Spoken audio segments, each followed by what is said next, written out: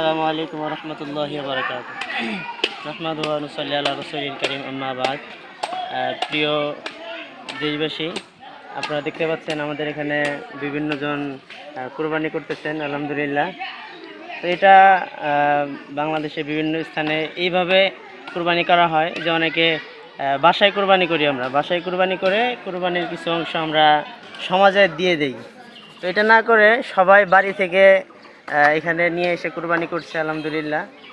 এখানে কুরবানি করে সবাই একসাথে কুরবানি করার একটা আনন্দ, এটা যেহেতু আমাদের কুরবানির ঈদ, কুরবানি করা, পশু জবাই করা, এই ঈদে যেন মানে মুসলিমদের যেন একটা ঐতিহ্য ফুটে ওঠে যে মুসলিমরা এখানে কুরবানি করছে। যদি আমরা বাসায় করি তাও এটা হয়ে যাবে কুরবানি, কিন্তু বাসায় করলে হয়তো ওইভাবে ফোকাস হবে না যে কুরবানির করাটা।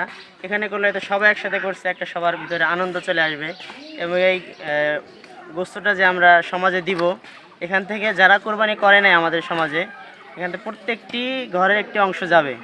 তো এই হিসেবে দেখা যায় যে যারা কোরবানি করে নাই তাদেরও যেন একটা ঈদের আনন্দ থেকে তারা যেন বঞ্চিত না হয়। এবং আল্লাহ সুবহানাহু ওয়া তাআলাও কোরআনে বলেছেন যে কুলু মিনহা ওয়াত, যে আল্লাহ তোমরা এখান থেকে খাও এবং যারা গরিব মিসকিন অসহায় তাদেরকে দাও। সেই হিসেবে আমরা এখানে সবাই সম্মিলিতভাবে কোরবানি করি, আলহামদুলিল্লাহ। কোরবানির যেই বন্টনটা, এটা ভাগ বলতে আমরা সমাজে অনেক ক্ষেত্রে 3 ভাগ করে থাকে। এক অংশ নিজেরা খাই, দ্বিতীয় আরেক অংশ আমরা নিজেদের আত্মীয় স্বজন, গরিব মিসকিন